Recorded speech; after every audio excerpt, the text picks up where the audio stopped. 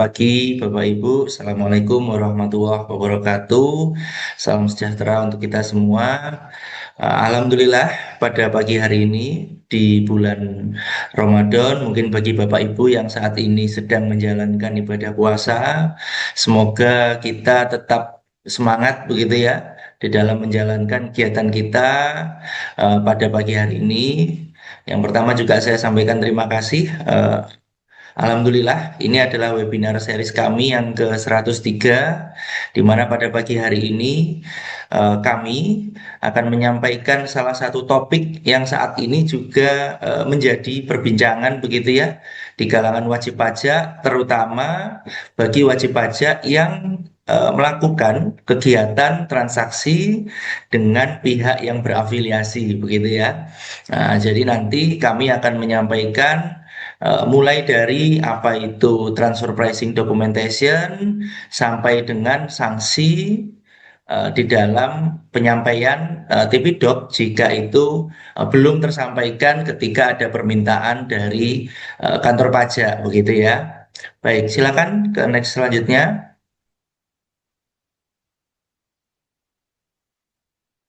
Nah, jika kita berbicara mengenai transfer pricing begitu ya. Jadi sebenarnya apa itu transfer pricing dan kenapa transfer pricing itu penting begitu. Jadi di dalam perpajakan berbagai macam hal itu bisa menjadi salah satu potensi resiko ketidakpatuhan. Nah, resiko ketidakpatuhan atas peraturan perpajakan. Artinya jangan sampai kita sebagai wajib pajak begitu eh, istilahnya nanti ditengarai begitu ya, dicurigai atau mungkin beresiko adanya resiko ketidakpatuhan. Nah, sehingga kenapa transfer pricing dokumen ini dianggap penting juga begitu. Jadi yang pertama tentunya bagaimana wajib pajak ini bisa membuktikan bahwa telah memenuhi kepatuhan pajak yang cukup kuat. Nah, kemudian yang kedua, ini bisa menjadi salah satu mitigasi dari adanya resiko atas pemeriksaan, dan juga sengketa pajak. Nah, yang ketiga, tentunya nanti kami juga akan jelaskan transfer pricing dokumen ini adalah salah satu dokumen gitu ya, salah satu cara metode di mana kita bisa membuktikan mengenai transparansi harga serta tata kelola bisnis yang baik begitu. Nah, yang keempat, ini adalah efisiensi pajak begitu ya, secara legal dan terukur. Nah, artinya hal-hal yang memang berpotensi untuk terkait dengan subjek dan objek pajak. Nah, ini sudah dilaksanakan secara legal, artinya sesuai dengan undang-undang dan terukur. Nah, artinya ada pembandingnya juga. Nah, kemudian yang kelima, ini juga salah satu garis pertahanan. Nah, ini kayak main bola gitu ya. Garis pertahanan gitu ya, atau salah satu dokumen yang bisa mendukung ketika terjadinya pemeriksaan pajak. Nah, tentunya pemeriksaan pajak ini bisa bersifat luas ya, Bapak Ibu ya.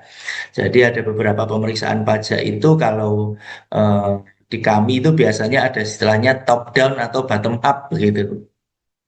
Nah, itu nanti berbeda-beda dalam hal penanganannya. Nah, dan yang terakhir yaitu bagaimana ini nanti surfacing documentation atau TP-Doc bisa meningkatkan kepercayaan regulator dan juga stakeholder daripada wajib pajak itu sendiri. Nah, tentunya secara dasar hukum ya, jadi kalau kita berbicara mengenai perpajakan, yang nomor satu itu adalah kita harus tahu dulu.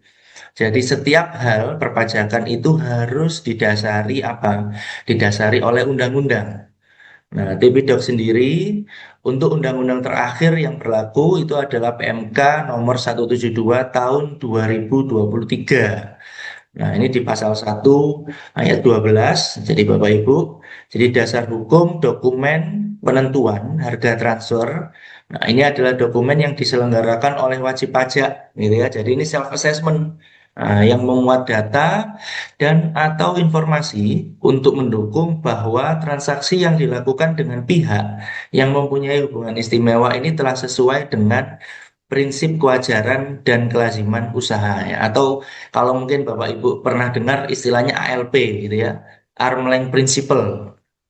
Jadi bagaimana wajib pajak bisa membuktikan bahwasannya transaksi yang mereka lakukan dengan pihak berafiliasi ini wajar. Wajar dalam artian apakah ketika melakukan itu dengan transaksi independen, jadi transaksi non afiliasi, ini Bapak Ibu melakukan proses yang sama, begitu. Nah, ataupun ada hal-hal terkait yang bisa mendampingi atau mendukung bahwasannya nilai transaksi atau metode transaksi itu masih dianggap wajar, gitu. Nah, dan sesuai dengan kelaziman usaha. Oke, berikutnya. Nah, di sini adalah bagaimana konsep sebuah hubungan istimewa dan nanti definisi dari masing-masing transfer pricing. Nah, jadi kalau Bapak Ibu melihat begitu ya di dalam undang-undang Bapak Ibu. Jadi kalau di Undang-Undang PMK nomor 172 2023 itu kurang lebih ada 206 halaman gitu ya. Nah, itu masih lumayan. Karena kalau undang-undang ketenagakerjaan kemarin, undang-undang harmonisasi itu bisa 600 lebih. Nah, tapi kalau dalam membaca undang-undang begitu ya Bapak Ibu, sebenarnya di dalam undang-undang itu mencakup biasanya itu 5 hal. Begitu. 5 hal itu apa? Yang pertama itu di bagian awal yaitu dasar pendukung aturan sebelumnya. Nah, itu kelihatan nanti di undang-undang. Yang kedua, definisi. Nah, yang ketiga, apa yang diatur. Nah, yang keempat itu biasanya tarif. Nah, yang kelima dan selalu yang terakhir itu sanksi. Nah, jadi Bapak Ibu kalau membaca undang-undang cukup lima itu saja yang dilihat itu sudah cukup jelas. Nah, nanti Bapak Ibu bisa melihat di situ yang awal tadi dasar hukumnya apa di awal. Nah, definisi nanti di dalam hal penjelasan undang-undang. Nah, kemudian objek atau subjek yang diatur, tarif, nah yang terakhir berbicara sanksi nantinya. Nah, di sini konsep hubungan, saya lanjutkan mengenai hubungan istimewa dan transfer pricing. Di sini adalah terkait daripada wajib pajak dengan lawan transaksi, gitu. Nah, di mana wajib pajak dengan lawan transaksi ini memiliki hubungan yang istimewa. Nah, nanti kita jelaskan bagaimana dikatakan istimewa, begitu ya. Nah, jadi ketika wajib pajak dalam satu aturan tertentu, nah, jadi nanti ada syarat-syaratnya Bapak Ibu. Dalam satu aturan tertentu, wajib pajak ketika dengan lawan transaksi ini memiliki hubungan yang istimewa, maka diwajibkan untuk membuat yang namanya transfer pricing dokumen, begitu ya. Nah, mengenai apa ini? Mengenai nanti ada di dalamnya harga transfer. Nah, harga transfer ini dalam definisinya di dalam aturan undang-undang itu adalah harga dalam transaksi yang dipengaruhi hubungan istimewa atau transfer pricing itu tadi. Nah, kemudian pihak yang berafiliasi. Nah, pihak yang berafiliasi ini adalah pihak yang mempunyai hubungan istimewa satu sama lain. Nah, pun kalau itu ada pihak berafiliasi, nah apakah dengan pihak yang berafiliasi ini ada transaksi afiliasi? Nah, bisa juga. Nah, jadi apa transaksi afiliasi? Nah, itu adalah transaksi yang dilakukan wajib pajak dengan pihak yang berafiliasi. Nah, kemudian ada juga transaksi-transaksi yang dipengaruhi oleh hubungan istimewa. Nah, ini definisinya di dalam undang-undang adalah transaksi yang terjadi karena adanya hubungan istimewa antara pihak-pihak yang bertransaksi sehingga harga dan atau syarat transaksi ini bisa terpengaruh, nah, atau bisa dipengaruhi oleh akibat dari adanya hubungan tersebut. Nah, kemudian ada penentuan harga transfer. Nah, nanti akan kami jelaskan juga apa sih metode penentuan harga transfer bahwa itu dianggap wajar. Nah, ini penentuan harga dalam transaksi yang dipengaruhi hubungan istimewa. Nah, kemudian ada prinsip kewajaran dan kelaziman usaha. Nah, jadi prinsip yang berlaku di dalam praktek bisnis, nah yang dinamakan atau yang diistilahkan sehat, nah ini bisa yang juga dilakukan sebagaimana yang tadi saya sampaikan dalam transaksi independen. Nah, artinya nanti membandingkan antara apakah transaksi yang dilakukan dengan pihak afiliasi dengan transaksi yang dilakukan terhadap pihak independen ini memenuhi arm's length principle. Dan atau kalau disingkat ini biasanya kalau Bapak Ibu pernah melihat PKKU, prinsip kewajaran dan kelaziman usaha gitu. Nah, dari itu semua nanti dirangkum, diteliti hasil perhitungan dan kajiannya dalam bentuk apa? Dalam bentuk dokumen penentuan harga transfer atau TPDoc. Nah, jadi dokumen ini diselenggarakan dan dibuat sendiri oleh wajib pajak yang nantinya memuat data dan juga informasi. Nah, artinya perhitungan-perhitungan, kemudian dokumen-dokumen pendukung seperti dokumen transaksi penjualan, perjanjian kerjasama, dan dokumen-dokumen yang terkait. Nah, yang mendukung nantinya bahwa transaksi yang dilakukan, nah, dengan pihak afiliasi ini telah sesuai dengan PKKU, dengan prinsip kewajaran dan kelaziman usaha. Kira-kira seperti itu. Silakan dilanjut. Nah, sesuai Undang-Undang Pajak Penghasilan pasal 18 ayat 3, nah, nanti kita bicara banyak tentang undang-undang ya Bapak Ibu ya. Artinya seperti yang tadi saya sampaikan di awal, setiap aturan, setiap dasar itu harus ada undang-undangnya. Nah, di dalam Undang-Undang PPH pasal 18 ayat 3, di sini Direktorat Jenderal Pajak berwenang untuk menentukan kembali besarnya penghasilan dan pengurangan serta menentukan utang sebagai modal. Nah, untuk menghitung besarnya penghasilan kena pajak bagi wajib pajak yang mana mempunyai hubungan istimewa dengan wajib pajak lainnya, sesuai dengan kewajaran dan kelaziman usaha, yang tidak dipengaruhi oleh hubungan istimewa dengan menggunakan metode perbandingan harga antara pihak yang independen ataupun metode harga penjualan kembali, metode biaya plus atau cost plus method begitu ya, CPM, atau metode-metode lainnya. Jadi nanti metode itu di dalam undang-undang atau yang biasa digunakan pada umumnya itu ada 5 metode. Nah, tapi dari 5 itu ada 2 lagi atau 3 yang biasa digunakan. Di samping metode-metode yang ada juga di luar daripada 5 metode tersebut, begitu. Nah, yang kedua yaitu bagaimana penentuan harga transfer dalam Undang-Undang PPN, gitu ya. Nah, dalam hal di mana harga jual atau penggantian dipengaruhi oleh hubungan istimewa, nah, maka harga jual atau penggantian ini dihitung atas dasar harga pasar wajar. Nah, pada saat penyerahan BKP atau JKP, jadi barang kena pajak atau jasa kena pajak itu dilakukan. Artinya nanti juga bisa dari kantor pajak melihat, menilai, dan membandingkan, serta mengukur ulang apa yang sudah kita keluarkan dalam bentuk TP-Doc. Nah, tergantung nanti bagaimana dokumen-dokumen yang terkait ini bisa kita jelaskan dan bisa kita sampaikan bahwa ini sesuai dengan prinsip kewajaran dan kelaziman usaha. Baik, silakan berikutnya. Nah, ini tipe-tipe transaksi hubungan istimewa begitu ya. Artinya apa saja sih yang termasuk dalam kegiatan transaksi dalam hubungan istimewa begitu. Nah, yang pertama yaitu penjualan, pembelian, pengalihan serta pemanfaatan harta berwujud. Nah, nanti ada itu Bapak Ibu di dalam turunan-turunan syarat pembuatan TP-Doc. Yang kedua yaitu pemanfaatan dan pengalihan harta tidak berwujud. Yang ketiga ini adalah transaksi atas pemberian jasa. Kita tahu bahwasannya kalau jasa ini adalah sifatnya luas ya. Jadi bisa jasa yang terkait dengan jasa tenaga ahli, kemudian jasa yang terkait dengan sewa, begitu ya, dan sebagainya.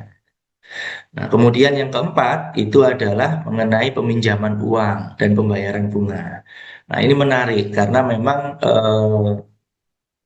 biasanya begitu ya di beberapa perusahaan ini transaksi untuk transfer eh, modal begitu ya atau peminjaman uang antara berbagai perusahaan satu dengan yang lain itu beberapa pernah terjadi begitu.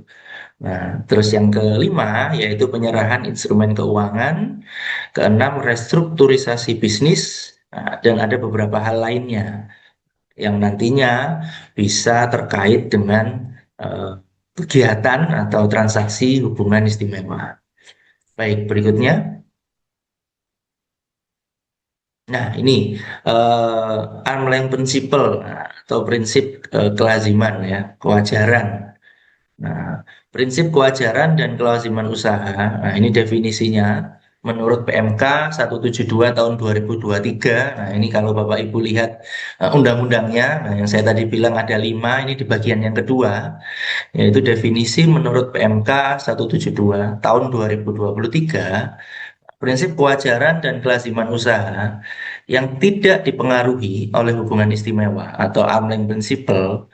Nah, yang selanjutnya disebut prinsip kewajaran dan kelaziman usaha adalah prinsip yang berlaku di dalam praktik bisnis yang sehat, nah, yang dilakukan sebagaimana transaksi independen.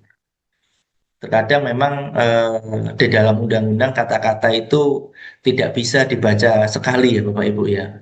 Jadi kata-kata itu harus dibaca berkali-kali statement itu sehingga kita bisa memahami sebenarnya apa sih maksud daripada penyampaian ini.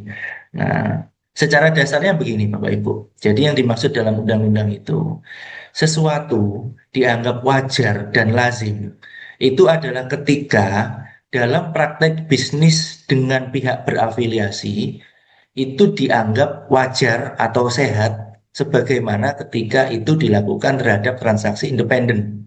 Nah, sudah itu aja. Artinya, ketika Bapak Ibu sudah bisa meyakini dengan dokumen-dokumen pendukung, dengan metode-metode penentuan harga transfer, bahwasannya yang Bapak Ibu lakukan itu adalah wajar dan lazim, dan itu juga bisa dikatakan berlaku sama dengan transaksi ketika dilakukan dengan pihak independen, maka itu sudah memenuhi daripada PKKU atau prinsip kewajaran dan kelaziman usaha. Nah, kira-kira seperti itu. Bagaimana Bapak Ibu bisa mengatakan bahwasannya, oh ini saya wajar kok, saya lazim kok. Artinya apa yang saya lakukan dengan pihak afiliasi itu sama dengan ketika saya bertransaksi dengan pihak independen. Nah, silakan lengkapi dengan bukti-bukti dokumen-dokumen pendukung. Bahwasannya Bapak Ibu punya misalkan perbandingan ketika dengan pihak afiliasi A, nah Bapak Ibu punya perbandingan ini ketika saya dengan pihak independen Z dengan pihak independen Y, nah kurang lebih sama kok. Nah, atau misalkan ketika harga dengan pihak afiliasi berbeda, nah kami punya beberapa instrumen pendukung atau transaksi pendukung. Nah, alasan kenapa nilainya bisa kami berikan lebih rendah. Nah, apakah karena afiliasi berani memberi volume atau membeli volume yang lebih tinggi ketimbang pihak independen? Nah, bisa saja. Artinya nanti akan diperhitungkan. Nah, apakah memang itu wajar dan lazim? Karena kita tahu bahwasannya perusahaan ini juga butuh ekonomi yang terus berputar, begitu kan? Nah, artinya bagaimana bisnis cycle-nya perusahaan bisa berjalan. Nah, barangkali nanti dari pihak afiliasi bisa membantu lebih baik. Nah, itu bisa saja nanti tinggal dijelaskan kepada eh, kantor pajak, begitu ya. Nah, yang selanjutnya yaitu bagaimana penentuan nilai wajar. Penentuan nilai wajar ini adalah nilai suatu transaksi di mana hubungan istimewa itu disebut memiliki nilai yang wajar. Jadi bagaimana apabila di sebuah kondisi keadaan antara transaksi hubungan istimewa dengan transaksi antara pihak independen ini sebanding. Nah, bahasa sebanding ini maksudnya wajar ya Bapak Ibu ya. Artinya sebanding itu bisa dikatakan one on one, bisa dikatakan two on one. Artinya ketika itu dikatakan two on one, jika ada dokumen-dokumen pendukung bisa diberikan atau bisa disampaikan bahwa ini wajar, nah, maka itu bisa dianggap wajar.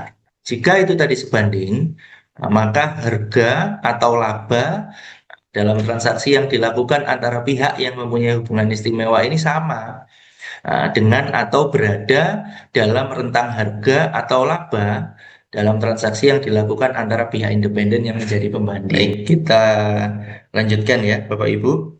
Jadi tadi saya sampaikan bahwasannya ketika kita punya transaksi begitu ya, ketika kita punya transaksi penetapan di harga 750 begitu ya. Nah, kita punya pembanding tuh dengan pihak independen. Nah, yang satu 1.000, yang satu 500 begitu.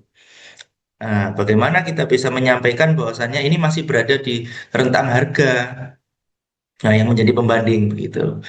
Ketika menetapkan 750, nah ini masih di bawah angka 1.000. Nah, tapi memang juga bisa dikatakan di atas angka yang 500 tadi begitu.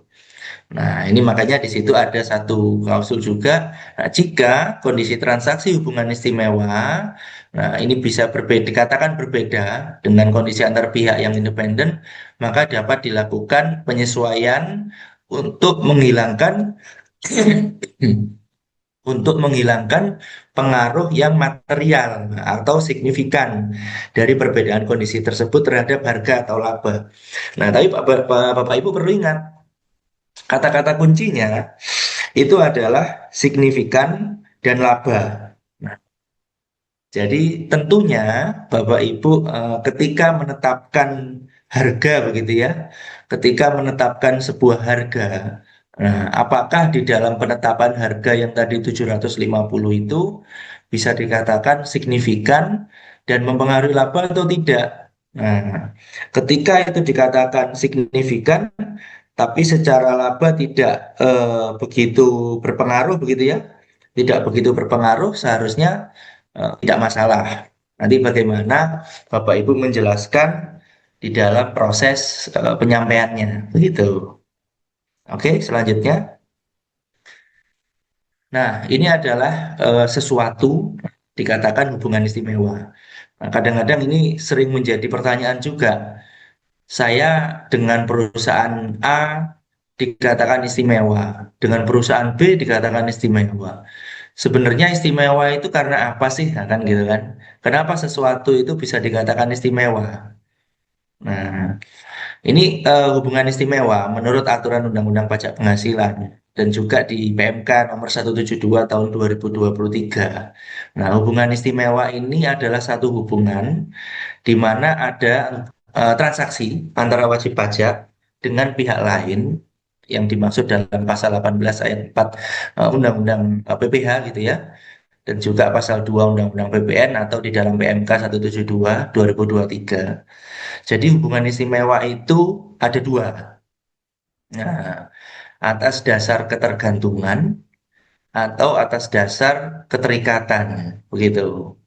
Nah, biasanya kalau di sebuah perusahaan itu ada istilahnya sister company atau perusahaan dengan kepemilikan pemegang saham yang sama, di mana kepemilikan itu adalah di atas minimal 25%. Ketika perusahaan A dengan perusahaan B ini katakan dalam satu kondisi mereka tidak ada hubungan transaksi, bukan sister company, bukan satu ekosistem, tapi pemilik modalnya adalah pemilik modal dengan orang yang sama dan kepemilikannya lebih daripada 25%. Nah, maka ketika itu terjadi kegiatan transaksi afiliasi, kegiatan transaksi ya, maka itu bisa dikatakan itu adalah transaksi hubungan istimewa, begitu. Nah, tapi ketika itu dikatakan sister company, ada di bawah daripada satu perusahaan holding yang sama, nah itu sudah masuk kalau yang itu. Ya, nah jadi selain tadi yang saya sampaikan, hubungan istimewa di antara wajib pajak orang pribadi itu bisa juga terjadi karena adanya hubungan darah atau perkawinan. Nah, artinya kalau disederhanakan itu seperti ini ya. Ketika satu perusahaan dengan perusahaan yang lain itu bisa saling mempengaruhi. Nah, apakah itu eh, suami istri, jadi yang si suami di PT A, si istri di PT B, nah atau si kakaknya di PT A, adiknya di PT B. Nah, ketika itu ada kegiatan yang bisa saling terpengaruh, yang bisa saling bagaimana untuk menyesuaikan gitu ya, saya bahasanya menyesuaikan kondisi kegiatan, nah itu bisa dikatakan afiliasi. Ini harus hati-hati Bapak Ibu. Artinya dari sisi kantor pajak juga akan melihat, nah, sebenarnya profil ya atau profiling dari perusahaan yang melakukan kegiatan transaksi itu seperti apa. Nah, dilihat dari kepemilikan modalnya, siapa saja ketika mungkin saya begitu ya bertransaksi dengan PTB begitu ya. Nah, nanti saya membuat TP-Doc. Nah, demikian PTB nanti akan ditanya. Nah, PTB buat TP-Doc juga nggak? Apakah apa yang terjadi dengan PTB ketika bertransaksi dengan saya itu juga sudah wajar ketika PTB bertransaksi dengan pihak independen. Nah, saya pun juga seperti itu. Ketika saya bertransaksi dengan PTB, yang mana PTB ini mungkin istri, mungkin bisa adik saya, ketika saya membandingkan dengan transaksi pihak independen, apakah juga wajar? Nah, kira-kira seperti itu. Tentunya seharusnya ya, eh, klien saya dengan klien PTB itu pihak-pihak yang berbeda, yang artinya di antara kami pun juga memiliki pangsa pasarnya masing-masing. Nah, itu nanti akan dilihat dari dua sisi. Nah, kira-kira seperti itu. Baik, selanjutnya. Nah, ini yang tadi saya sampaikan begitu ya. Jadi ketika ini dikatakan hubungan istimewa, nah, itu adalah ketika kepemilikan atau penyertaan modalnya secara langsung maupun tidak langsung itu adalah paling rendah 25%. Nah, ini kadang-kadang kalau bahasa undang-undang itu wajib pajak mempunyai penyertaan modal langsung atau tidak langsung paling rendah 25% pada wajib pajak lain. Nah, hubungan antara wajib pajak dengan penyertaan paling rendah 25% pada dua wajib pajak atau lebih, nah, atau hubungan di antara dua wajib pajak atau lebih yang disebut terakhir. Kadang-kadang kalau kita membaca aturan undang-undang ini saya akui memang. Jadi bahkan ketika saya juga berdiskusi begitu ya dengan mohon maaf pemeriksa atau dengan AR begitu ya. Nah, ini persepsi itu bisa juga berbeda ya, tapi tidak ada masalah Bapak Ibu. Artinya kita coba mencari bagaimana persepsi yang bisa saling dipersamakan gitu ya. Jadi kalau di sini disebutkan pada dasarnya itu adalah penyertaan modal. Jadi kalau kata-kata yang diambil itu adalah penyertaan modal langsung ataupun tidak langsung minimal. Nah, paling rendah itu di sini adalah disebut minimal 25%. Nah, bisa satu atau dua wajib pajak atau lebih. Nah, di antara wajib pajak atau lebih yang disebut terakhir. Nah, ini sebenarnya sebut terakhirnya ini tidak perlu terlalu diperhatikan lah. Nah, yang penting adalah ketika yang tadi saya sampaikan, apakah kita ada penyertaan modal? Nah, ketika ada penyertaan modal 25% atau lebih, nah, dengan perusahaan yang kita lakukan proses transaksinya, nah itu sudah bisa dikatakan afiliasi, begitu. Baik, silakan selanjutnya. Nah, sebelum nanti kita masuk ke dalam eh, bagaimana metode penentuan harga transfer, nah kita perlu tahu dulu sebenarnya bagaimana, mungkin sebelumnya dulu. Nah, sebelumnya bagaimana metode ini kita pilih. Nah, jangan sampai kita itu salah ya, Bapak Ibu ya, dalam memilih metode. Nah, jadi tidak semua metode itu bisa dikatakan tepat. Nah, sebagai metode untuk menentukan transfer pricing dalam hal menilai PKKU, dalam hal menilai prinsip kewajaran dan kelaziman usaha. Nah, Bapak Ibu perlu tahu dulu, pertama biasanya ya, biasanya kalau saya melihat itu ada tiga hal Bapak Ibu. Nah, yang dijadikan sebuah tolak ukur penentuan eh, transfer pricing dokumen. Nah, yang pertama itu biasanya melihat daripada bentuk badan usahanya. Nah, yang kedua yaitu jenis barang yang dilakukan transaksi. Nah, yang ketiga yaitu adalah besarannya. Nah, ataupun bagaimana kita melakukan proses reseller biasanya. Jadi ketika kita beli kan tentunya kita nggak mungkin barang itu kita beli terus kita simpan kan nggak mungkin kan. Nah, jadi itu. sebenarnya lawan transaksi kita ini dan kita sendiri bentuk badan usahanya seperti apa. Nah, terus kemudian apa yang kita transaksikan. Nah, terus kemudian yang terakhir, setelah itu kita beli apa yang kita lakukan. Berapa besar yang kita lakukan transaksinya. Nah, jadi kalau di sini, nah itu yang pertama, nah, metode itu dipilih berdasarkan ketepatan dan keandalan metode. Nah, ini yang dinilai dari nomor satu, yaitu kesesuaian metode penentuan harga transfer. Nah itu dengan karakteristik transaksi yang dipengaruhi hubungan istimewa yang diuji dan karakteristik usaha para pihak yang bertransaksi. Nah, jadi karakteristik itu karakteristik transaksi, karakteristik barang, ataupun juga karakteristik dari badan usaha itu sendiri. Nah, yang kedua ini juga penting, yaitu kelebihan dan kekurangan dari setiap metode yang diterapkan. Nah, hati-hati, apakah memang metode ini sudah tepat? Nah, karena setiap metode tentunya bisa menghasilkan penentuan kewajaran yang berbeda, Bapak Ibu. Nah, jadi jangan kemudian ketika menggunakan metode A, oh gapnya nggak terlalu tinggi nih kalau pakai metode A. Metode B kok gapnya kok tinggi banget. Ya udahlah, saya pakai metode A saja. Nah, itu tidak boleh begitu. Artinya tetap harus dilihat. Nah, belum tentu yang metode dengan apa namanya gap yang rendah itu adalah tepat begitu ya. Nah, kemudian yang ketiga, nah ini yang penting, ketersediaan transaksi independen. Nah, yang menjadi pembanding yang andal atau istilahnya yang wajar lah, gitu ya. Nah, ketika ada transaksi independen, nah apakah transaksi independen ini menjadi sebuah pembanding yang bisa dianggap wajar? Perlu hati-hati juga, jangan-jangan yang saya bandingkan ini sebenarnya bidang usahanya tidak terlalu mendekati dari transaksi yang kita lakukan, walaupun itu kita bertransaksi dengan perusahaan yang dimaksud, begitu. Nah, kemudian yang keempat, yaitu tingkat kesebandingan antara transaksi yang dipengaruhi hubungan istimewa dan transaksi independen yang menjadi pembanding. Nah, ini kadang-kadang bahasa-bahasanya ini bahasa-bahasa kalau kami ini mengistilahkan bahasa langit gitu ya.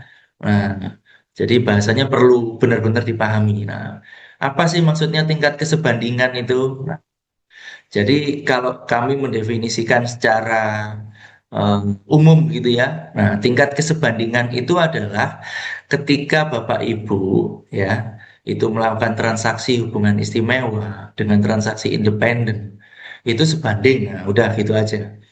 Jadi sebanding dan tingkatannya tidak terlalu signifikan. Nah, yang tadi saya sampaikan di awal, tidak terlalu material. Nah, dan berpengaruhnya secara laba tidak terlalu tinggi begitu.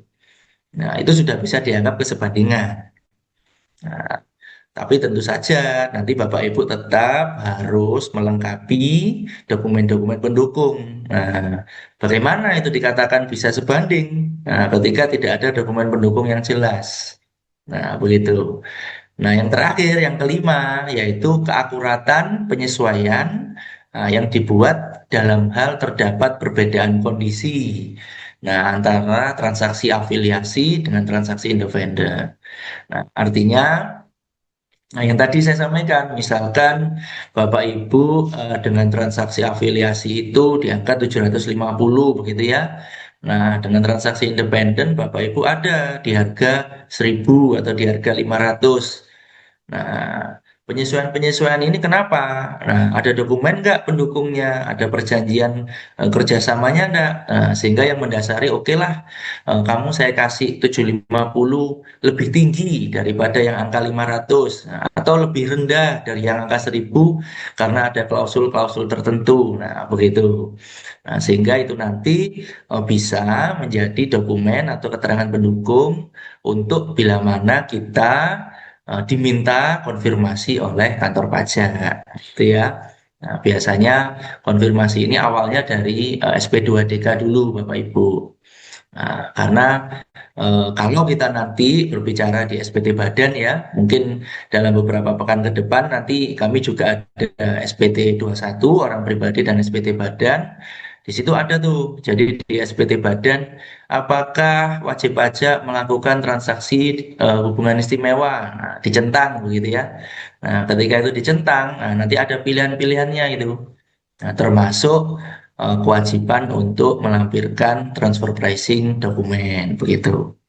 Nah, tentunya 5 metode tadi tetap ya Bapak Ibu harus memperhatikan yang pertama. Nah, ini sudah ada metode yang disampaikan dalam hal CAP, atau Control Uncompatible Principle gitu ya. Nah, ini adalah metode dan metode yang lain ya yang dapat digunakan gitu ya. Comparable uncontrolled price dari metode lain yang dapat digunakan dan memiliki keandalan yang setara. Nah, maka CAP ini bisa lebih diutamakan. Nah, misalkan dalam hal JPM, kemudian RPM gitu ya. Nah, dan atau PSM dan TNMM ini juga bisa dapat digunakan jika juga memiliki keandalan yang setara. Atau nanti saya jelaskan lah, kapan itu kita menggunakan CAP, kapan menggunakan RPM. Nah, tapi eh, itu tidak bisa menjadi satu acuan utama ya, Bapak Ibu ya. Jadi biasanya dalam menyusun transfer pricing dokumen itu bukan metodenya dulu yang ditentukan, nah, tapi transaksinya dulu seperti apa, kemudian dokumen pendukungnya apa. Nah, nanti baru kita menentukan metodenya, begitu. Jadi kalau kita pertama, saya pakai RPM sajalah, kayaknya lebih mudah begitu ya. Nah, nanti dulu mesti dilihat dulu transaksinya apa. Nah, badan usahanya seperti apa? Apa yang ditransaksikan? Begitu barangnya. Nah, baru kita bisa mengatakan, oh metode ini yang cocok. Nah, silakan gunakan RPM, silakan gunakan CAP gitu ya, atau silakan gunakan TNMM begitu. Nah, baik, silakan slide-nya. Nah, ini yang tadi sudah saya sampaikan gitu ya di awal. Jadi secara metode di dalam aturan undang-undang PMK tadi 172 tahun 2023 begitu ya. Nah, jadi metode di dalam transfer pricing itu ada 5. Tapi yang biasanya sering digunakan itu pada umumnya 2. Jadi comparable uncontrolled price, resale price method, kemudian ada juga cost plus method atau CPM, profit split method, dan TNNM. Jadi transactional net margin method. Nah, mungkin saya jelaskan secara sederhananya ya Bapak Ibu ya. Jadi kalau kita menggunakan metode CAP begitu ya. Nah, kita menggunakan metode CAP itu, nah, kapan sih metode CAP itu digunakan begitu ya? Nah, jadi metode CAP itu digunakan saat apa? Nah, saat dua. Nah, jadi merujuk pada pasal 11 ayat 9 Peraturan Dirjen Pajak Per nomor 32 tahun 2011 ya. Jadi kondisi yang tepat dalam menerapkan metode CAP itu adalah pada saat dua. Jadi menurut Per 32 PJ 2011 ya Bapak Ibu ya. Jadi kalau Bapak Ibu mau mengatakan saya pakai CAP lah, nah lihat dulu Bapak Ibu undang-undang mengatakan seperti apa. Nah, gitu. Jadi metode CAP dalam Undang-Undang di Per 32 PJ 2011 itu bisa digunakan jika yang pertama, nah, barang atau jasa yang ditransaksikan memiliki karakteristik yang identik dalam kondisi yang sebanding. Jadi barangnya ini barang yang sama, yang identik ketika kita membandingkan dengan transaksi independen. Nah, yang kedua, yaitu ketika kondisi transaksi yang dilakukan antara pihak-pihak yang mempunyai hubungan istimewa dengan pihak independen. Nah, ini dilakukan dengan kondisi yang identik dan atau memiliki tingkat kesebandingan yang tinggi. Nah, dan dapat dilakukan penyesuaian yang akurat.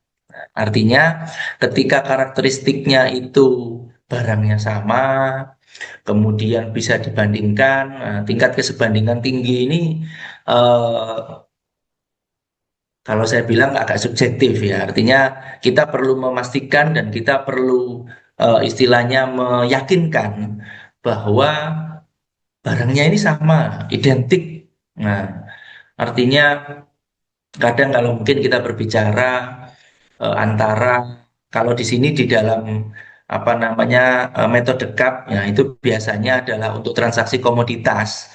Nah, ketika identik itu beras dengan beras misalkan, atau mungkin kalau ya mohon maaf ya biasanya beras dengan sagu. Nah, tentunya kan pasti ada yang berbeda di situ. Tapi ketika kita bisa mengatakan tingkat kesebandingannya tinggi, nah, dan dapat dilakukan penyesuaian yang cukup akurat. Nah, ini bisa menghilangkan pengaruh dari perbedaan kondisi ketika itu timbul begitu.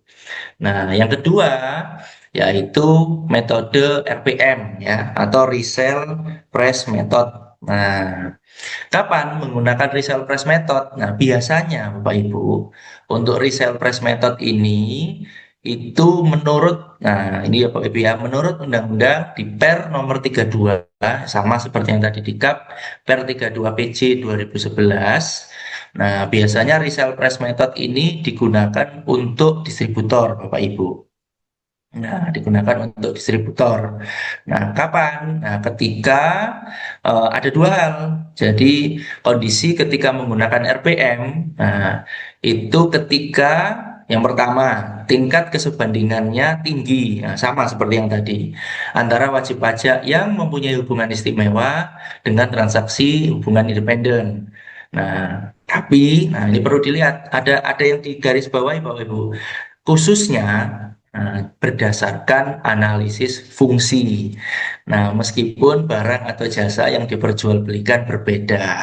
Nah, yang kedua, pihak penjual atau reseller penjual kembali gitu ya, tidak memberikan nilai tambah yang signifikan atas barang atau jasa yang diperjualbelikan.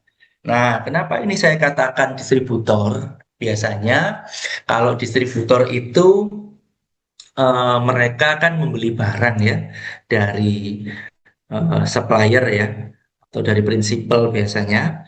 Nah, kemudian barang itu langsung diterima, kemudian mereka jual kembali kepada customer atau outlet-outlet tanpa merubah kondisi barang.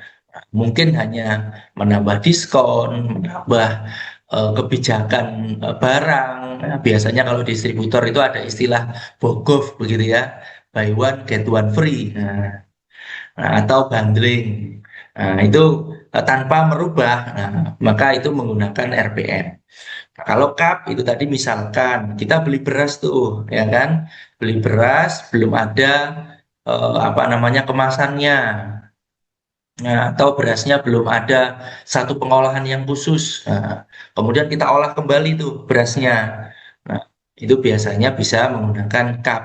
Nah, tapi perlu perlu ditelaah ya Bapak Ibu ya, perlu ditelaah, perlu dikaji lebih dalam sebelum memutuskan apa namanya penggunaan metode yang tadi sudah saya sampaikan.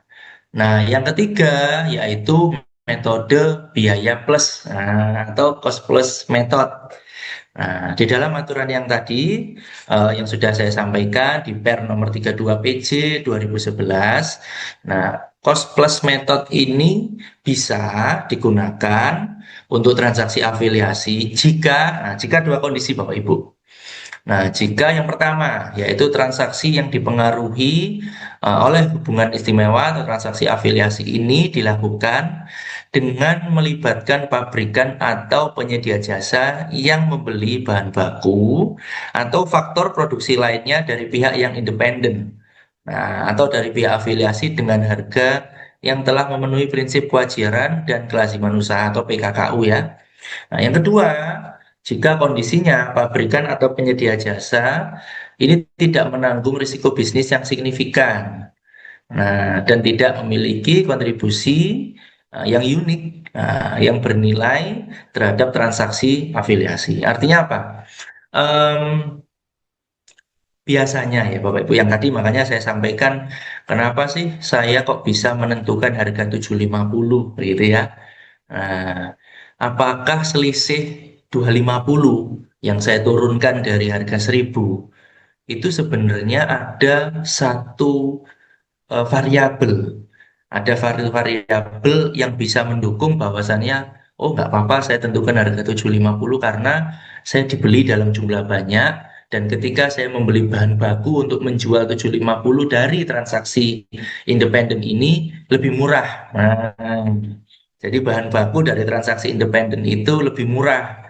Independen ya Bapak Ibu ya, jangan afiliasi lagi. Nah, lebih murah. Nah, sehingga itu bisa membantu saya untuk menghasilkan barang seharga 750 ke transaksi afiliasi. Nah, artinya apa? Nanti secara pendapatan dan biaya ini bisa match. Nah, ada dasar kita sampaikan ke kantor pajak. Oh, Pak, saya secara harga saya tentukan 750. Kenapa? Karena saya bisa dapat bahan baku lebih murah dari transaksi independen. Nah, tapi kalau misalkan bahan bakunya lebih mahal pun, jika afiliasi ini membeli barang saya dalam jumlah besar, ya saya masih bisa untung, Pak. Nah, saya masih bisa untung. Kenapa? Ya karena jumlahnya besar. Kalau yang independen berani belinya nggak banyak, Pak. Nah, makanya saya nggak berani jual harga murah. Karena apa? Karena bahan bakunya nanti tinggi, nah, atau bahan bakunya terjangkau tapi hanya dalam batas taraf tertentu. Nah, ketika independen. Nah, gitu. Itu yang metode cost plus method. Nah, yang menarik yang keempat yaitu adalah metode PSM ya atau profit split method. Nah, sebenarnya ini pun kurang lebih hampir mirip ya dengan cost plus method. Nah, tapi ada tiga hal. Nah, menurut Per 32 PJ 2011 itu menggunakan profit split method itu adalah ketika yang pertama yaitu para pihak yang bertransaksi ini memiliki kontribusi yang unik, begitu ya Bapak Ibu ya. Nah, yang bernilai terhadap transaksi afiliasi. Nah, terus yang kedua, nah ini yang penting, yaitu kegiatan usaha dari transaksi afiliasi ini adalah kegiatan yang saling terintegrasi. Nah, saling terintegrasinya ini tentunya kalau dari orang kantor pajak itu dari aturan ya, dari aturan undang-undang itu bahasanya adalah sangat terintegrasi. Nah, ini definisi serta tingkatan sangat ini yang mesti clear. Artinya apakah terintegrasi itu bisa dikatakan eh, cukup signifikan material, dan juga jika secara kontribusi itu tidak bisa dilakukan analisis secara terpisah. Artinya secara ekosistem itu jadi satu. Jadi satu kesatuan ekosistem di antara pihak afiliasi. Nah, kemudian contoh nih ada tiga gitu ya.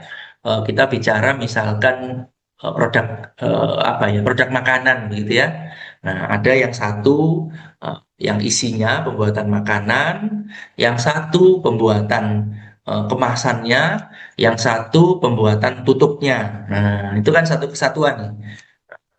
Ketika yang satu mengatakan, udahlah saya 750, nah, nggak apa-apa saya rugi 250. Nah, nanti di kamu jual tuh dengan harga lebih tinggi 1000. Nah, sehingga 250 saya nanti tertutupi di kamu, di PT yang berikutnya yang kemasannya tadi 1000. Nah, kemudian yang di PTC, yang satu lagi yang jual tutupnya, ya sudah kalau gitu saya di 500 ya. Nah, nanti kita saling mengatur tuh. Nah, bagaimana sesuatu itu bisa kita katakan wajar nanti bagian labanya. Itu juga harus bisa dijelaskan ya, Bapak Ibu. Artinya setiap nanti transaksi, makanya tadi saya sampaikan setiap transaksi pertama dilihat dulu. Kita ini usahanya apa. Yang kedua dengan siapa kita bertransaksi. Nah, yang ketiga apa yang kita transaksikan, seberapa banyak. Kondisi yang ketiga yaitu adalah para pihak yang bertransaksi ini saling berbagi risiko atau tidak.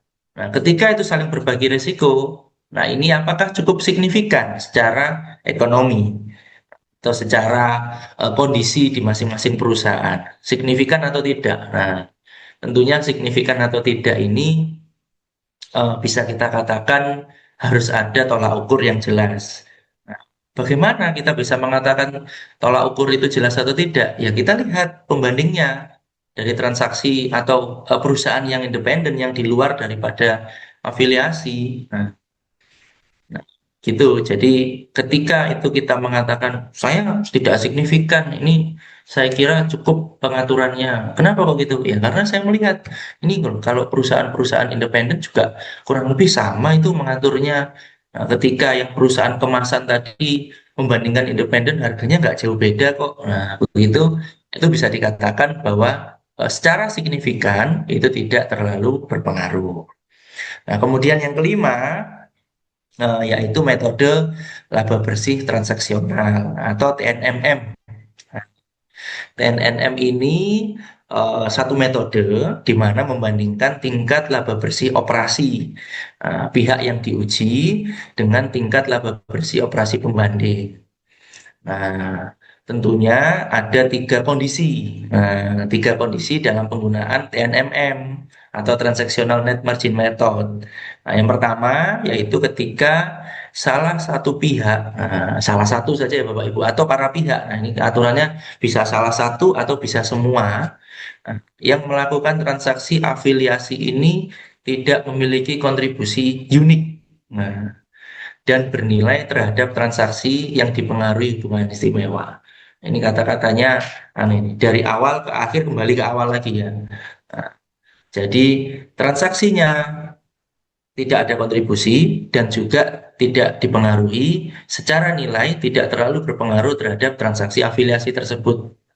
Jadi kata kuncinya unik dan materialistis atau tidak, material atau tidak. Nah, begitu.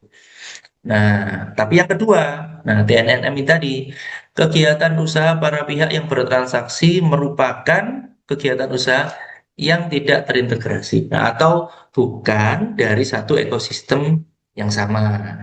Nah, jadi kalau tadi kita berbicara harga transaksi begitu ya, nah udah saya jual harga sekian, misal kita katakan tadi produknya misal makanan begitu ya. Saya jual harga sekian ke kamu ya. Nah, tapi nanti kamu juga nggak apa-apa jual ke saya. Nah, yang satunya itu adalah jual minumannya misalkan. Nah, artinya makanan dan minuman ini kan bukan satu ekosistem ya, tapi lebih kepada pelengkap. Nah, lebih kepada pelengkap. Jadi tidak satu kesatuan. Bisa saja tidak menggunakan minuman dari transaksi afiliasi tersebut atau perusahaan afiliasi tersebut, tapi menggunakan minuman yang lain boleh.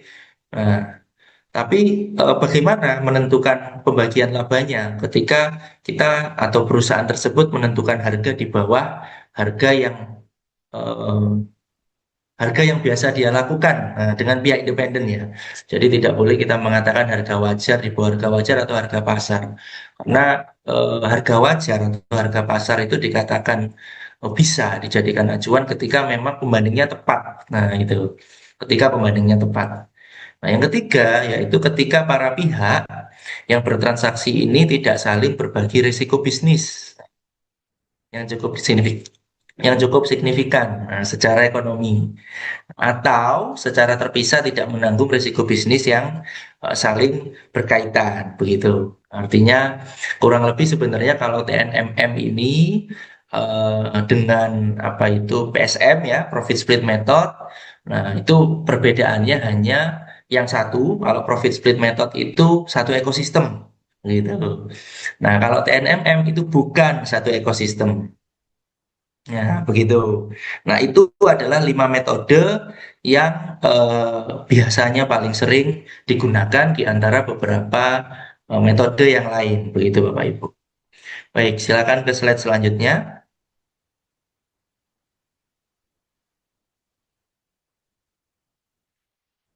Nah, ini kita sudah mungkin dari apa yang saya jelaskan tadi di awal, begitu ya. Nah, pasti Bapak Ibu terus kemudian ada pemikiran nih, wah ini saya kira-kira tahun pajak 2025 ya Bapak Ibu ya, karena nanti kan SPT Badan 2026 kan SPT Badan 2025 kan 30 April ya Bapak Ibu ya. Kira-kira untuk tahun pajak 2025 ini saya perlu buat Tipidok nggak ya? Nah, gitu. Saya perlu mengeluarkan Tipidok nggak ya? Nah, ini yang sering menjadi pertanyaan di tiga hal ini Bapak Ibu. Jadi di sini dan di sini. Nah, kita mesti melihat dulu Bapak Ibu. Nah, eh, Pertama, pertama, Tipidok ini menjadi sebuah kewajiban, gitu ya. Menjadi sebuah kewajiban untuk menyelenggarakan dan menyimpan dokumen yang memuat data dan atau informasi. Nah, di sini wajib pajak wajib menyelenggarakan dan menyimpan dokumen yang memuat data dan atau informasi untuk mendukung bahwa transaksi itu telah memenuhi ALP dan atau PKKU jika eh, jika nah ini Bapak Ibu mesti lihat ya di dalam apa namanya aturan ini. Mohon maaf, mungkin saya bisa dibantu untuk coretnya. Nah, nah baik. Jadi begini Bapak Ibu, kita berbicara tahun pajak yang akan berlaku, yaitu tahun pajak 2025, ya. Artinya ini itu adalah di tahun 2025. Nah, di tahun 2025, pertanyaan yang pertama, Bapak Ibu, tahun 2025 itu melakukan transaksi afiliasi atau tidak? Nah, ketika Bapak Ibu melakukan transaksi afiliasi, nah ini mungkin ada kesalahan dari redaksional ya. Jadi ketika Bapak Ibu melakukan transaksi afiliasi, nah ini ketika di 2025 itu tidak melakukan transaksi afiliasi, maka tidak perlu membuat.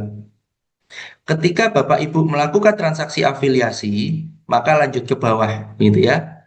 Nah, lanjut ke bawah. Nah, dilihat. Tapi apa dilihatnya? Dilihatnya adalah di tahun 2024, Bapak Ibu. Nah, jadi ngelihatnya di tahun 2024. Untuk dasar 2025, apakah membuat Tipidok atau tidak? Nah, ketika di tahun 2024, Bapak Ibu, tadi kalau misalkan transaksi afiliasi, ya, maka ke bawah tuh. Apakah di tahun 2024 peredaran brutonya Bapak Ibu lebih daripada 50 M? Nah, gitu. Lebih daripada 50 M. Iya, lebih daripada 50 M. Nah, berarti buat Bapak Ibu. Berarti Bapak Ibu membuat membuat Tipidok untuk saya bilang TP ya Bapak Ibu, untuk tahun pajak 2025. Nah, jadi Tipidoknya nanti adalah isinya mengenai analisis kegiatan transaksi 2025. Nah, bukan analisis kegiatan transaksi 2024, Bapak Ibu. Nah, jadi bagaimana bisa jadi bagaimana begini? Katakan Bapak Ibu kemarin di 2024, misalkan eh, bagaimana kalau seandainya 2024 saya ada transaksi afiliasi juga, tapi ternyata saya belum buat tuh. Nah, ya seharusnya itu sudah termasuk begitu ya. Nah, sudah termasuk. Tapi ketika ini kita berbicara di 2025, nah saya di 2025 ada tuh transaksi afiliasi. Oke. Nah, kita turun dulu tuh ke bawah di 2024.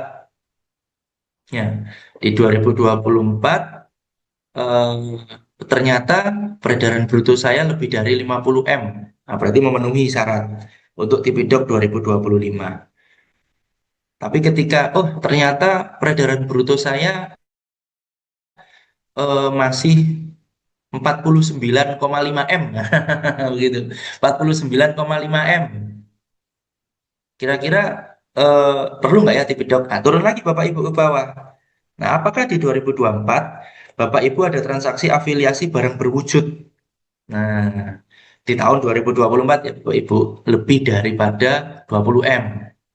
Nah, oh iya, ternyata lebih dari 20 M. Nah, berarti memenuhi syarat untuk Tipidok 2025. Begitu. Nah, atau ternyata barang berwujudnya 19,99 M. Nah, belum 20 M. Gimana? Lihat lagi ke bawah. Apakah ada transaksi afiliasi jasa, atau bunga, atau barang berwujud lainnya yang lebih dari 5 M? Nah, kalau iya, ya berarti memenuhi. Harus membuat. Begitu. Nah, terus kemudian, oh ternyata enggak tuh, enggak sampai 5 M. Nah, dilihat lagi. Nah, apakah ini sekarang kalau yang ini sudah di tahun berjalan ya Bapak Ibu ya, di 2025.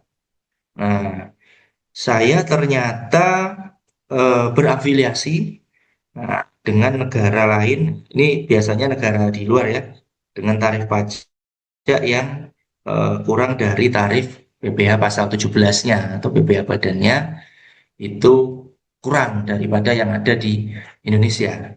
Nah, ketika itu dikatakan iya, berarti masuk. Begitu Bapak Ibu. Kalau semua ini tidak terpenuhi, nah, berarti akhirnya adalah tidak wajib Tipidok. Nah, begitu. Artinya tidak wajib Tipidok. Nah, tapi tentunya Bapak Ibu harus berhati-hati juga ya, karena eh, dalam menentukan nilai transaksi. Makanya tadi saya bilang, saya tekankan lagi di awal, dalam proses kita menentukan apakah kita termasuk badan usaha yang memiliki hubungan afiliasi dengan pihak lain, kemudian apa namanya, ada transaksi afiliasinya, terus kemudian eh, nilai yang kita transaksikan itu memenuhi syarat yang tadi saya sampaikan ini, dan barang apa yang kita transaksikan. Nah, kenapa saya bilang barang apa? Karena di sini macam-macam. Ada barang berwujud, ada berupa mungkin tidak berwujud atau barang berwujud lainnya, atau berupa jasa. Jadi kalau kita kembali ke aturan transaksi, ya, transaksi itu kan bisa BKP atau JKP ya, bisa berupa barang dan atau jasa kena pajak. Nah, begitu, bisa berupa barang dan atau jasa kena pajak. Nah, itu juga nanti akan menimbulkan istilahnya kajian atau analisa, begitu ya. Apakah ini memenuhi syarat?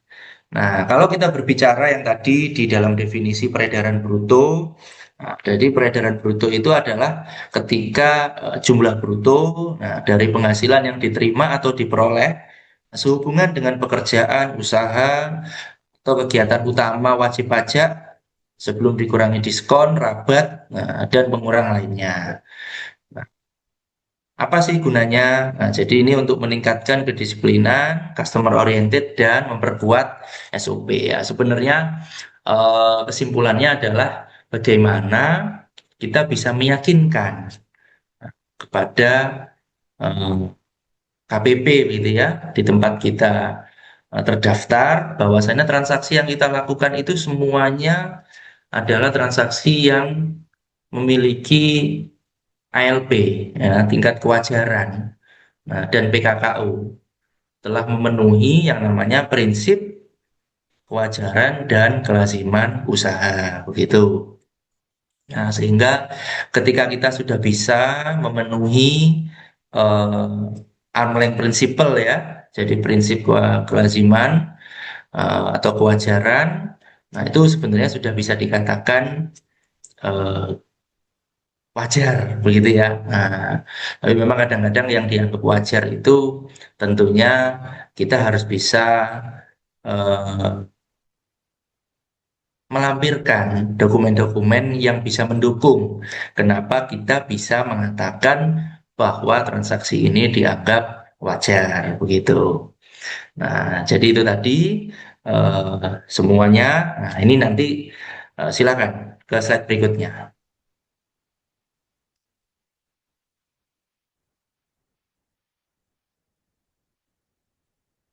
Nah, kemudian ketika kita berbicara mengenai Tipidok, nah ini menjelang akhirnya. Nah, di Tipidok itu nomor satu adalah master file. Nah, jadi kalau kita berbicara sebuah buku atau undang-undang begitu ya, master file ini lebih kepada dasar, pengantar, pembuka begitu ya dari local file yang nanti akan kita buat.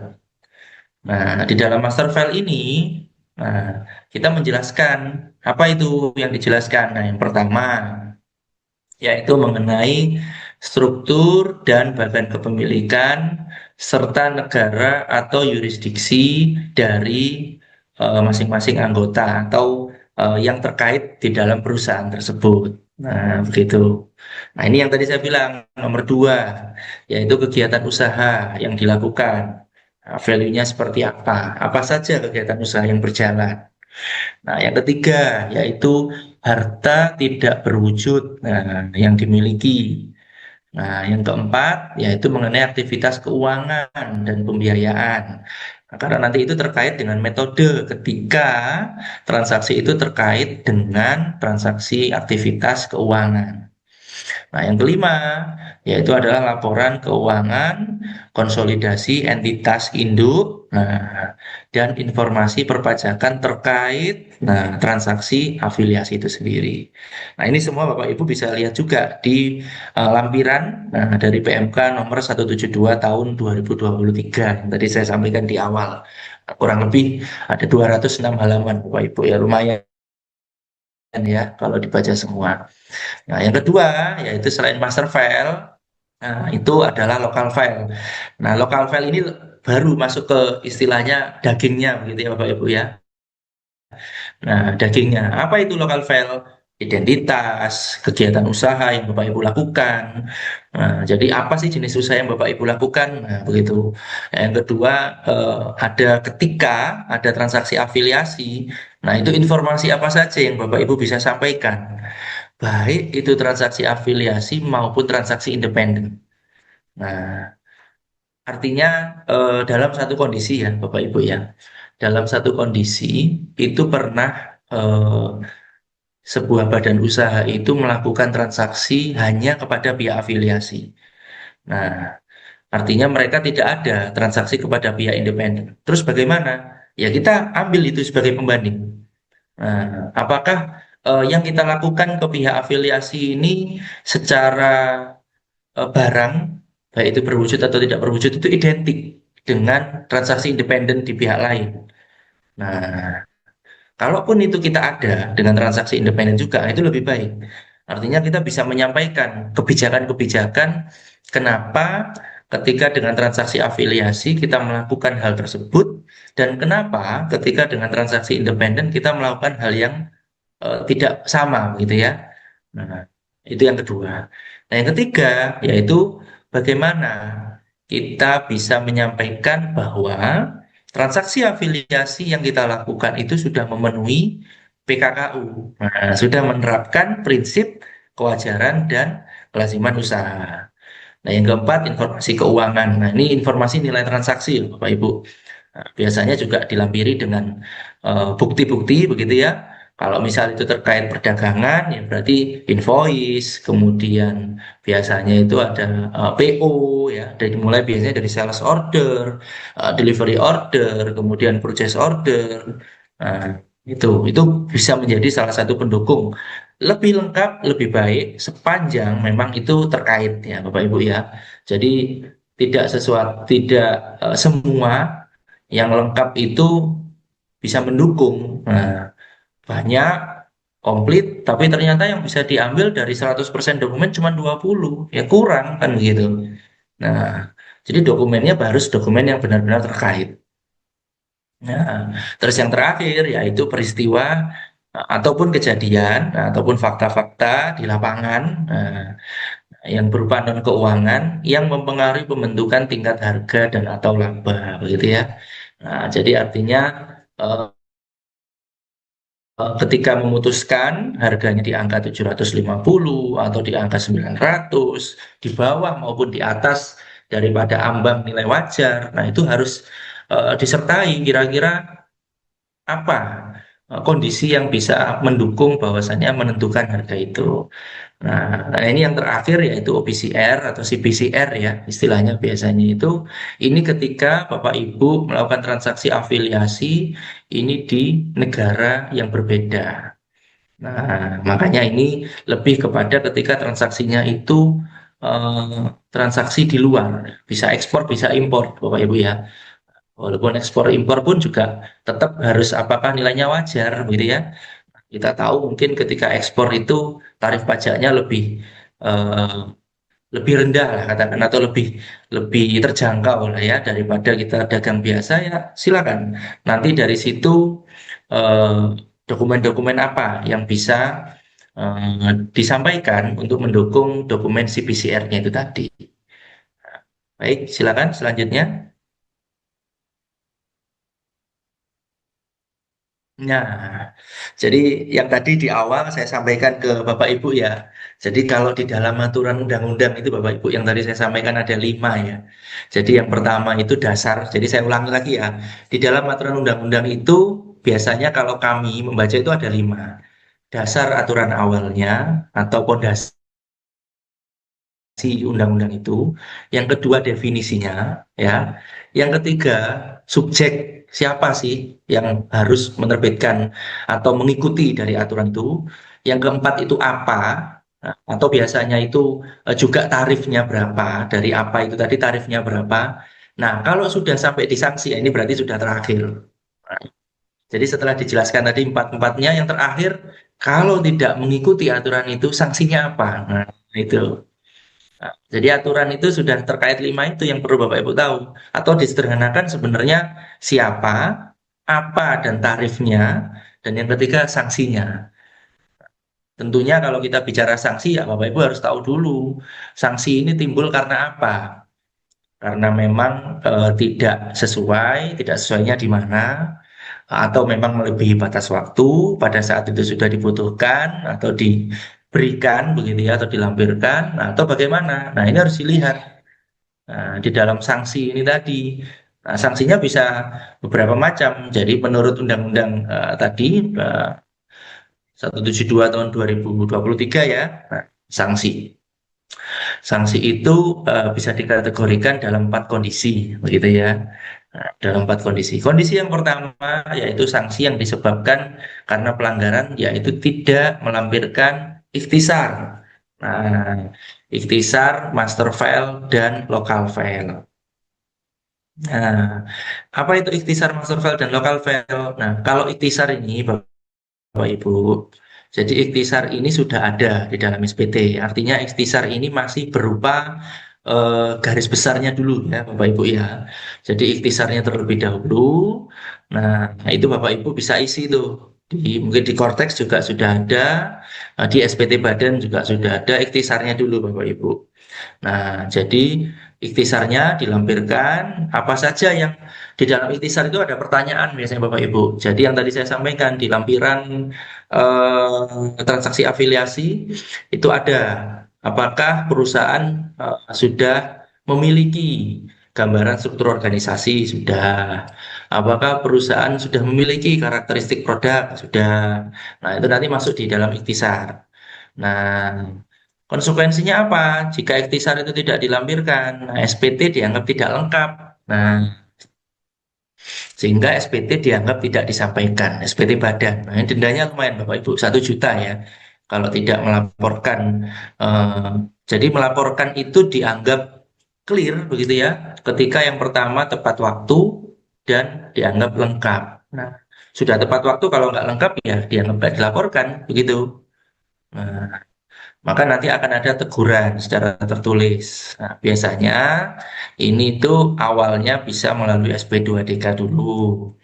Nah, jadi nanti Bapak Ibu akan diberikan surat SP2DK oleh AR. Nah, ini nanti Bapak Ibu bisa menjelaskan. Tapi Bapak Ibu perlu ingat ya, jadi ketika kita mendapatkan sebuah surat SP2DK ataupun mungkin nanti sampai kepada SP ya, surat pemeriksaan, itu wajib kita juga membalas dalam bentuk bersurat ya Bapak Ibu ya. Jadi nanti di dalam kantor pajak itu, di sistem DJP itu ketika surat sudah dikeluarkan atas WP, nah itu harus ada tuh surat balasannya. Nah, tapi tentunya bukan hanya surat ya Bapak Ibu ya. Selain surat balasan, Bapak Ibu juga tetap harus bertemu, mendiskusikan dengan AR. Nah, bagaimana kira-kira hal-hal yang perlu untuk dilakukan. Nah, apa itu sanksinya? Nah, sanksinya yaitu kalau tadi yang di atas begitu ya. Jadi kalau nanti SPT dianggap tidak lengkap, nah ini tidak dianggap tidak disampaikan, nah dendanya 1 juta. Nah, kalau tadi sudah dianggap tidak lengkap, tapi Bapak Ibu ditegur, tapi tidak ada respon. Nah, ini nanti berlanjut Bapak Ibu ke pemeriksaan.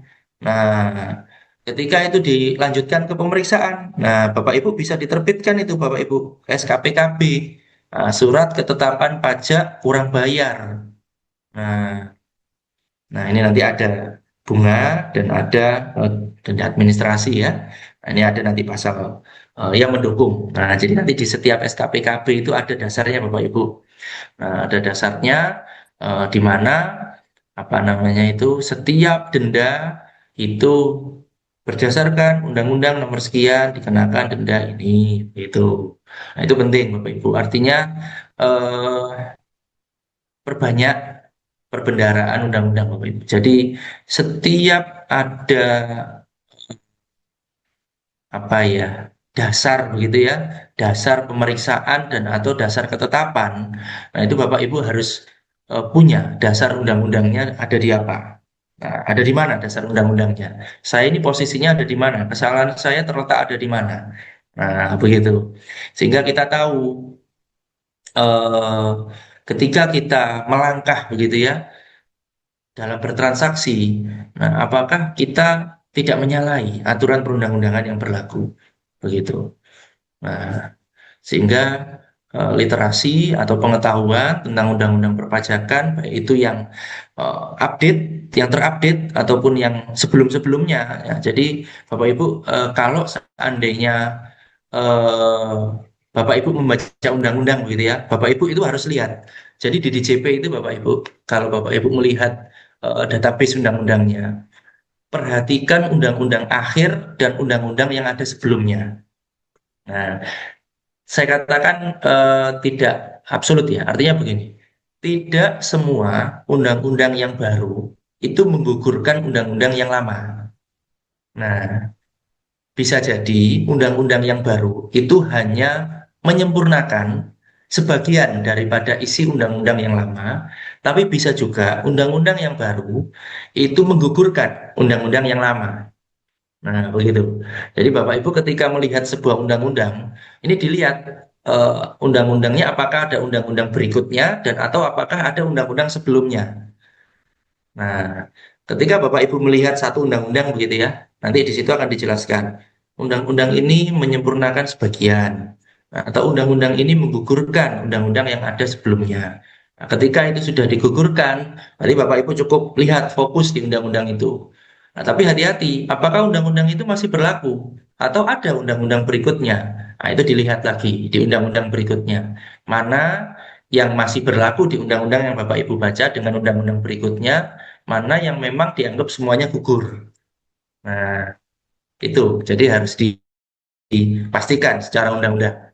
Nah, yang kedua, nah ini adalah CBCR, tidak melampirkan CBCR ketika memang Bapak Ibu memiliki transaksi dengan pihak berafiliasi di luar negara yurisdiksi atau negara Indonesia, begitu ya. Nah, kalau tadi saya sampaikan ikhtisar, begitu ya. Nah, terus CBC report. Nah, ini yang terakhir atau yang ketiga. Nah, Tipidok saat diminta oleh DJP. Ya, saat diminta nih ya oleh DJP disampaikan, tapi melebihi jangka waktu penyampaian. Nah, sebenarnya kalau saya boleh menyarankan ya Bapak Ibu, ketika Bapak Ibu merasa eh, dari tadi kriteria yang tadi saya sampaikan di awal, merasa sudah memenuhi syarat begitu ya untuk menerbitkan Tipidok, terlepas itu nanti bakal diminta atau tidak diminta, lebih baik dibuat Bapak Ibu. Nah, lebih baik dibuat. Jadi untuk bagaimana kita mengantisipasi atau memitigasi ketika adanya permintaan atau pemeriksaan. Nah, kita tahu bahwasannya setiap pemeriksaan itu kalau di istilah perpajakan itu adalah masa daluarsa ya. Nah, masa daluarsa perpajakan, masa daluarsa pemeriksaan pajak. Jadi setiap permintaan baik itu nanti melalui SP2DK atau konfirmasi atau seperti apa. Nah, itu memiliki masa daluarsa pemeriksaan pajak. Nah, setiap pemeriksaan itu mempunyai jangka waktu, tapi Bapak Ibu perlu ingat, jangka waktu itu bisa diperpanjang secara jabatan oleh DJP. Nah, jadi ketika Bapak Ibu sudah diminta dokumennya sampai dengan batas waktu tertentu tidak memberikan, nah itu kan cukup beresiko. Karena apa? Membuat dokumen TP-Doc itu tidak cepat dan tidak mudah, Bapak Ibu. Jadi pembuatan dokumen TP-Doc itu kurang lebih waktunya sama dengan proses pembuatan laporan keuangan, bisa 3 sampai 6 bulan. Nah, tergantung apakah nanti dokumen yang diberikan sudah cukup mendukung. Nah, biasanya kami dalam membuat TP-Doc itu kami melihat dulu transaksi-transaksi, jenis perusahaannya Bapak Ibu apa, terus kemudian Bapak Ibu ini bertransaksi dengan siapa. Nah, apa istilahnya komoditas atau barang yang Bapak Ibu transaksikan. Nah, ini kami lihat sampai lebih mendalam, baru kami menentukan metode. Nah, itu waktunya cukup lama. Karena apa? Karena kami juga harus bertanya apakah ada transaksi independen. Nah, terus kemudian kami melihat dengan transaksi yang sama di pihak independen yang lain yang sejenis. Nah, ini apakah sudah sesuai atau belum? Nah, itu tidak mudah dan tidak eh, singkat waktunya Bapak Ibu. Nah, kalau Bapak Ibu tidak segera membuat, nah ketika nanti diminta, terus kemudian sampai dengan jangka waktunya tidak memberikan, nah ini sanksinya Bapak Ibu. Jadi pengujian ALP atau Amling Principle ini bisa dilakukan secara jabatan. Nah, yang dikhawatirkan apa? Misalkan tadi yang saya sampaikan, Bapak Ibu menentukan harga 750. Wah, enggak, ini menurut prinsip kewajaran harusnya 1000. Bapak Ibu menerapkan terlalu rendah nih. Enggak boleh. Ya sudah, 250 dikali 1 ton. Nah, 250.000 misalkan tadi, 750.000 dengan 1 juta ya. 250.000 dikali 1 ton. Nah, ini enggak wajar ini. Nah, 1 tonnya kali 250.000 harus dibayar. Nah, ada sanksinya ini. Nah, itu. Karena apa? Karena Bapak Ibu tidak memberikan dasar dokumen TP-Doc-nya. Nah, sudah diberi kesempatan, disurati, mana dokumen TP-Doc-mu, dokumen-dokumen pendukungmu mana? Nggak dikasih, gitu kan? Nah, ya tapi kalau misal Bapak Ibu bisa berkomunikasi dengan mungkin AR atau pemeriksa begitu ya. Dalam hal ini masih proses Pak, masih kami susun karena memang ada beberapa hal yang masih dibutuhkan. Nah, itu bisa lebih baik. Artinya tetap kita sebagai wajib pajak harus kooperatif, begitu ya Bapak Ibu ya. Harus kooperatif. Jadi ketika muncul surat, baik itu SP2DK atau istilahnya itu surat permulaan ya, surat pemeriksaan pajak permulaan, nah, kita harus kooperatif, kita komunikasi, kita menyampaikan. Nah, insya Allah dari pihak wajib atau kantor pajak juga bisa memahami kesulitan daripada wajib pajak. Artinya setiap ada surat atau setiap ada surat pemeriksaan, kita wajib untuk berkomunikasi ya kooperatif dengan pihak KPP. Nah, yang terakhir yaitu ketika TP-Doc diminta, nah ini yang cukup ini ya, cukup apa namanya yang kurang pas lah. Itu tidak disampaikan, sudah tidak disampaikan dan juga melebihi jangka waktu. Nah, ya jelas itu sudah menyalahi daripada aturan yang sudah diberikan, begitu ya Bapak Ibu ya. Nah, biasanya Bapak Ibu, eh, menurut beberapa pengalaman yang kami alami, begitu ya, pelaporan SPT Badan itu kan bulan 4 ya Bapak Ibu ya, batas waktu terakhirnya. Hal-hal yang sifatnya itu kurang sesuai atau kurang lengkap. Nah, itu dimintanya itu biasanya berkisar antara bulan 9, bulan 10, bulan 11. Nah, kenapa? Karena pemeriksaan tahun pajak 2025 contohnya ya, kalau kita tadi mau kita berbicara mengenai tahun pajak 2025.